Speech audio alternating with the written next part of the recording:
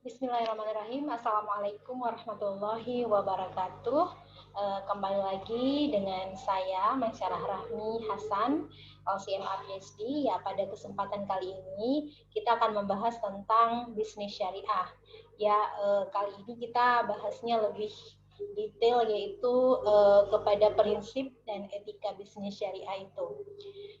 Nah, sebelum kalian tonton video ini, jangan lupa untuk subscribe channel ini ya. Channel subscribe itu gratis, jadi untuk mendukung channel ini berkembang, mohon dukungannya untuk subscribe dulu, oke? Baik, mari kita mulai dengan mengucapkan basmalah. Bismillahirrahmanirrahim. Kita akan mengkaji dan berdiskusi bersama tentang bisnis syariah. Di zaman yang serba canggih sekarang ini ya, di mana kita memasuki revolusi 4.0 ya, segala hal yang kita hadapi sekarang ini penuh dengan kecanggihan teknologi dan juga banyak sekali isu-isu yang kontemporer yang kemudian bagi para akademisi khususnya di bidang hukum Islam ini menjadi tantangan baru sehingga kita bisa meneliti lebih lanjut terkait dengan hukum Islam. Nah, pada kesempatan kali ini kita akan bahas tentang bisnis syariah. Ya, tentu berbicara tentang bisnis itu merupakan hal yang sangat menarik sekali. Mengapa? Karena bisnis ini merupakan profesi yang sangat bergengsi menurut saya ya, karena mengingat Rasulullah SAW juga merupakan seorang pedagang.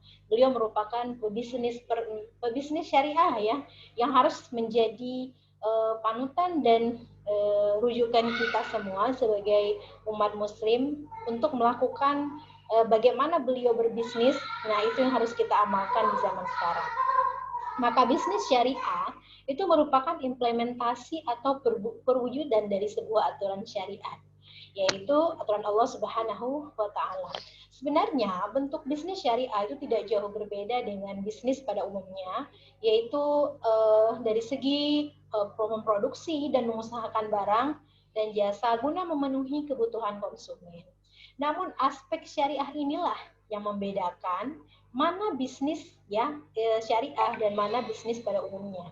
Sehingga bisnis syariah selain mengusahakan bisnis pada umumnya juga menjalankan syariat dan perintah Allah dalam hal bermuamalah.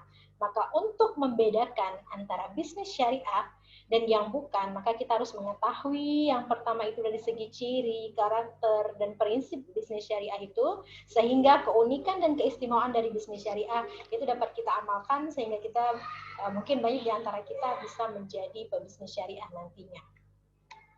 Kemudian ya, jadi bisnis syariah adalah selain berbisnis, kita juga harus mengamalkan beberapa prinsip syariah ya, sehingga tujuan daripada bisnis itu bukan hanya mencari keuntungan, tetapi juga mencari ridho dan keberkahan dari apa yang kita kerjakan. Ya, baik, kita akan melihat apa saja ciri bisnis syariah. Maka ada beberapa ciri bisnis syariah yang bisa kita simpulkan kepada 5 hal, yang mana 5 hal ini itu dapat mewakili dari beberapa komponen yang berkaitan dengan bisnis syariah. Yang pertama adalah selalu berpijak pada nilai-nilai ruhiyah. Ya, jadi kita mengenal dalam agama Islam bahwasanya kita selain daripada fisik kita yang bekerja, ya ada nilai-nilai roh kita di dalam hati kita, di dalam batin kita yang harus kita tanamkan dan harus kita perkuat untuk bisa membangun ataupun melakukan bisnis yang sesuai dengan syariat. Maka nilai-nilai ruhiyah, nilai-nilai batiniyah yang kemudian kita melakukan sesuatu dengan keyakinan bahwasanya apa yang kita lakukan itu akan mendapatkan keridhaan ya dan keberkahan dari Allah Subhanahu wa taala, itu menjadi hal yang sangat penting sehingga bisnis syariah ini berbeda dengan bisnis yang lain. Kemudian yang kedua adalah bagaimana seorang pebisnis syariah itu memiliki pemahaman terhadap bisnis yang halal dan haram. Nah, jadi kalau bisnis pada umumnya mungkin tidak terlalu memperhatikan dari segi apakah halal atau haram bisnis yang dilakukan.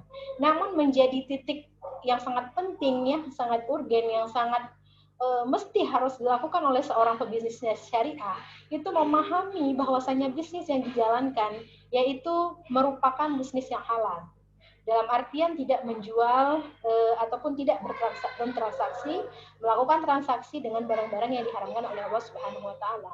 Ya, maka mementingkan hal-hal yang halal dan juga pemahaman yang komprehensif dan pemahaman yang baik tentang bisnis syariah dan bisnis yang halal itu menjadi hal yang sangat penting dan merupakan penciri daripada sebuah bisnis syariah. Kemudian yang ketiga itu adalah bahwa bisnis syariah itu adalah benar secara syar'i dalam implementasinya. Nah, jadi ciri dari sebuah bisnis syariah itu adalah benar daripada implementasi ataupun teori yang ada di dalam sebuah hukum Islam yang kaitannya dengan muamalah itu harus diterapkan dalam sebuah bisnis syariah. Ya, sehingga bisnis yang dilakukan itu secara implementasi, secara penerapan itu sudah sesuai dengan syariah. Kemudian yang keempat adalah berorientasi pada hasil dunia dan akhirat. Nah, ini menjadi penting. Mengapa? Karena apa yang dihasilkan oleh seorang pebisnis syariah itu bukan hanya berorientasi pada dunia, bukan hanya berorientasi pada keuntungan, tetapi ada tujuan lain ya, yaitu tujuan utama daripada kehidupan seorang insan itu adalah orientasi untuk kebahagiaan di akhirat. Maka orientasi kebahagiaan dunia dan akhirat ini merupakan ciri daripada bisnis syariah. Kemudian, bagaimanakah perkembangan bisnis yang ada di Indonesia? Ya, perkembangan bisnis syariah di Indonesia itu mengalami perkembangan sangat pesat, di mana kita melihat sekarang sangat banyak sekali bisnis-bisnis yang berbasis syar'i ataupun dengan istilah halal ya, seperti produk halal, kemudian wisata halal, kemudian perbankan syariah, asuransi syariah dan lain sebagainya. Ya, maka semua usaha atau unit usaha atau badan usaha yang menggunakan kata syariah ini bisa kita kategorikan merupakan bagian daripada bisnis syariah. Ya, maka perkembangan bisnis syariah melihat daripada perkembangan dan juga peningkatan serta minat masyarakat terhadap pentingnya bisnis syariah ini menjadi hal yang penting dan ini sangat berpengaruh terhadap perkembangan bisnis syariah di Indonesia. Nah, maka bisnis dengan menggunakan label syariah ini menjadi tren ya di zaman sekarang, di mana kita melihat bahwasanya produk halal, kemudian hotel syariah dan juga wisata halal, perbankan syariah, asuransi syariah, pegadaian syariah, obligasi syariah dan lain sebagainya. Ini menjadi hal yang sangat tren dan sangat hits ya di zaman sekarang. Maka ini sebagai bentuk wujud daripada sebuah perkembangan bisnis syariah di Indonesia. Kemudian kita harus melihat apa sih tujuan daripada bisnis syariah. Ya, ada beberapa tujuan daripada bisnis syariah. Ya, yang pertama itu adalah profit materi atau benefit non materi. Ya, jadi dalam sebuah tujuan bisnis syariah itu selain daripada target menghasilkan profit yaitu keuntungan, ya juga ada manfaat ya, manfaat daripada bisnis tersebut. Maka tujuan bisnis tidak selalu mencari profit, tetapi harus dapat memperoleh dan memberikan keuntungan atau manfaat secara non materi, baik bagi si pelaku bisnis maupun pada lingkungan yang lebih luas, seperti terciptanya suasana persaudaraan, kepedulian sosial, dan lain sebagainya. Di samping itu, untuk mencari profit atau qimah madiyah tadi, itu juga masih ada orientasi lain, yaitu qimah khuluqiyah dan ruhiyah. Ya, jadi keuntungan daripada sebuah bisnis syariah itu bukan hanya daripada keuntungan materi, bukan hanya daripada uang, tetapi ada manfaat lain di luar materi tersebut yang bisa dimanfaatkan bukan hanya pada pelaku bisnis, tetapi juga untuk lingkungan yang lebih luas dan bisa bermanfaat untuk orang banyak. Itu adalah tujuan bisnis syariah. Ya.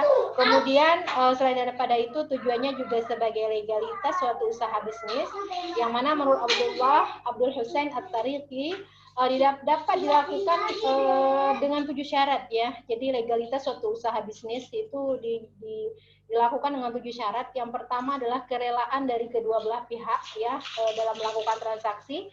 Kemudian yang kedua adalah pihak merelakan transaksi merupakan orang yang diizinkan secara syar'i.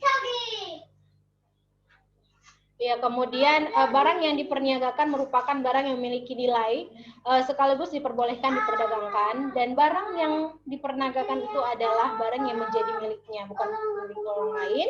Kemudian juga barang yang diperniagakan dapat diperkirakan masa penyerahannya, diketahui harga umum dari pasar dan barang itu sendiri, serta patokan harga juga barang yang diperniagakan.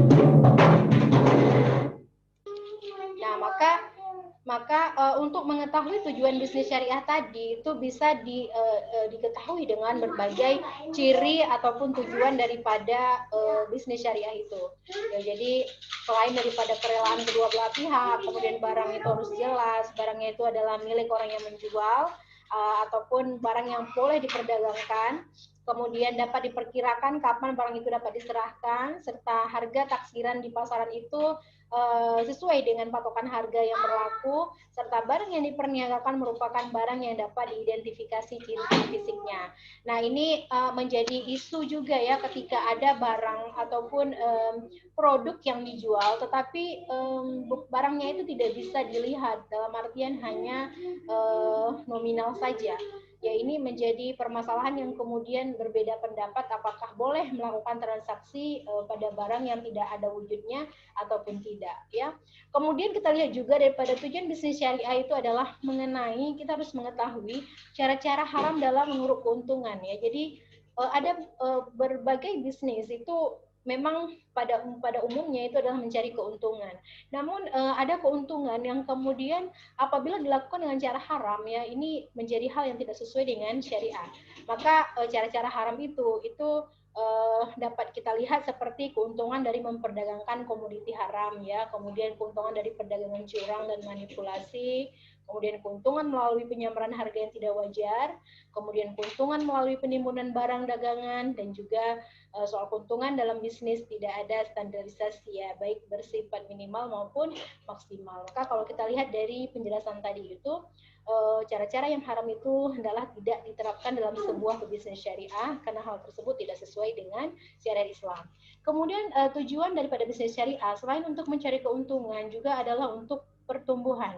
Maka jika profit materi dan benefit non materi telah diraih, maka diupayakan pertumbuhan atau kenaikan akan terus-menerus meningkat setiap tahunnya dari profit dan benefit tersebut. Maka upaya pertumbuhan ini tentu dalam koridor syariat. Misal, dalam meningkatkan jumlah produksi seiring dengan perluasan pasar dan peningkatan inovasi agar bisa menghasilkan produk baru dan lain sebagainya. Maka sebuah bisnis syariah itu juga harus dipikirkan bagaimana cara menumbuhkannya, bagaimana terus meningkatkan daripada kuantitas dan kualitas sebuah produk, dan kemudian bagaimanakah meningkatkan inovasi-inovasi untuk mengembangkan dan menumbuhkan bisnis syariah itu, ya. Kemudian kita juga harus mengetahui daripada tujuan bisnis syariah itu adalah keberlangsungan. Yang mana keberlangsungan ini adalah pencapaian target hasil, ya, dan dari sebuah pertumbuhan tadi. Maka ketika seseorang pebisnis syariah telah membangun sebuah usaha bisnis, kemudian selain tujuannya itu adalah mencari keuntungan, berusaha melakukan pertumbuhan dan juga keberlangsungan daripada bisnis syariah itu. Maka pencapaian target hasil dan pertumbuhan terus-menerus dalam kurun waktu yang lama ini menjadi hal yang harus memperhatikan koridor syariat Islam. Kemudian selain daripada itu, tujuan bisnis syariah itu juga adalah mencari keberkahan dari Allah Subhanahu wa taala. Maka keberkahan itu tidak serta-merta didapatkan oleh seorang muslim, ya, tetapi membutuhkan kepada usaha dan mematok orientasi keberkahan daripada visi bisnis yang dilakukan. Maka apabila melakukan bisnis sesuai dengan syariat Islam, maka itu akan diharapkan akan mendapatkan keberkahan dari Allah Subhanahu wa taala. Nah, kemudian setelah kita tahu ya apa itu dari tujuan bisnis syariah, maka selanjutnya kita harus mengetahui juga apa itu prinsip daripada bisnis syariah atau bisnis syariah. Maka kita ketahui bersama ya siapa saja bisa menjadi pebisnis dengan menerapkan prinsip bisnis syariah. Kita akan melihat apa sih prinsip daripada bisnis syariah itu. Itu adalah yang pertama adalah tauhid, ya, yang mana dengan tauhid manusia melakukan pengakuan akan keesaan Allah Subhanahu wa taala selaku Tuhan semesta alam. Maka dalam kandungannya meyakini bahwa segala sesuatu yang ada di alam ini bersumber dan berakhir kepada Allah Subhanahu wa taala. Dialah pemilik mutlak dan absolut di atas semua yang diciptakannya. Maka ketika seorang berbisnis syariah memiliki keimanan dan ketauhidan yang sangat baik, maka selalu meyakini ketika mendapatkan keuntungan yang banyak, maka akan mendapatkan keuntungan dan mendapatkan keberkahan, dan apabila mengalami kerugian itu juga atas kehendak Allah Subhanahu wa taala. Kemudian yang kedua itu adalah keseimbangan, yang mana keseimbangan ini merupakan konsep yang menunjukkan adanya keadilan sosial bagi sesama pelaku usaha bisnis. Tidak pernah merasa merasa keuntungan ataupun penjualan itu tertukar dengan orang lain, karena jelas dalam hukum Islam dijelaskan bahwasanya setiap manusia memiliki rezeki sendiri dan rezeki itu tidak akan tertukar dengan orang lain, ya. Jadi keseimbangan, kemudian keadilan bagi sesama pelaku usaha itu merupakan suatu yang mutlak yang harus diketahui oleh setiap pelaku usaha. Kemudian yang ketiga itu adalah kehendak bebas, yakni manusia mempunyai suatu potensi dalam menentukan pilihan yang beragam karena kebebasan manusia tidak dibatasi. Dan yang keempat ini yang sangat penting itu adalah tanggung jawab, di mana seorang pelaku usaha yang memiliki tanggung jawab yang kuat itu akan mendapatkan kepercayaan yang lebih daripada konsumennya. Maka ketika konsumen ini merasa nyaman untuk menjadi konsumen daripada sebuah produsen dan pelaku usaha yang bertanggung jawab, ini akan tentu meningkatkan perkembangan daripada sebuah bisnis yang dilakukannya. Kemudian bagaimanakah etika berbisnis syariah? Jadi ada beberapa etika bisnis syariah, ya. Yang pertama itu adalah bahwasanya etika itu dipahami sebagai seperangkat prinsip yang mengatur hidup manusia. Ya, berbeda dengan moral, etika merupakan refleksi kritis dan penjelasan rasional mengapa sesuatu itu baik dan buruk. Ya, jadi kita perlu memiliki etika, ya, sehingga apa yang kita lakukan itu baik atau buruk kita tahu gitu. Contoh seorang yang menipu orang lain itu adalah buruk. Ini berada pada tataran moral, sedangkan kajian kritis dan rasional mengapa menipu itu buruk dan apa alasan mengapa demikian, ya, ini merupakan lapangan etika. Maka perbedaan antara moral dan etika ini sering kabur dan cenderung disamakan. Intinya adalah moral dan etika diperlukan manusia supaya hidupnya teratur dan bermanfaat. Maka orang yang menyalahi etika akan berhadapan dengan sanksi masyarakat berupa pengucilan dan bahkan pidana.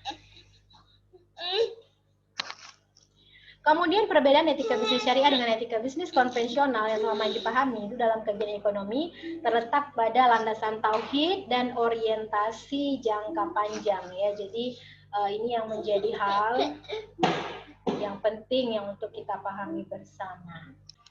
Maka etika bisnis syariah itu memiliki dua cakupan. Yang pertama adalah cakupan internal, yang berarti perusahaan memiliki manajemen internal yang memperhatikan aspek kesejahteraan karyawannya, ya, perlakuan yang manusiawi dan tidak diskriminatif, dan juga memberikan pendidikan yang cukup, ya, kepada para karyawannya. Nah, kemudian yang kedua itu adalah cakupan eksternal, yaitu meliputi aspek transparansi, akuntabilitas, kejujuran, dan tanggung jawab. Ya, maka kesediaan perusahaan untuk memperhatikan aspek lingkungan dan masyarakat itu merupakan stakeholder perusahaan yang sangat penting untuk dipahami. Kemudian yang terakhir adalah apa saja tipologi bisnis syariah, ya. Ada beberapa. Yang pertama adalah pegadaian syariah, kemudian asuransi syariah, kemudian baitul mal, tamwil, perbankan syariah, dan juga banyak sekali yang lainnya seperti misalnya obligasi syariah, saham syariah, dan lain sebagainya. Itu merupakan bentuk daripada tipologi ataupun jenis daripada bisnis syariah. Baik, demikianlah penjelasan daripada prinsip bisnis syariah pada hari ini. Mudah-mudahan bermanfaat dan sampai bertemu kembali di materi selanjutnya. Assalamualaikum warahmatullahi wabarakatuh. Jangan lupa subscribe, ya. Subscribe di channel. Dadah. Ya, subscribe itu gratis loh. Dadah.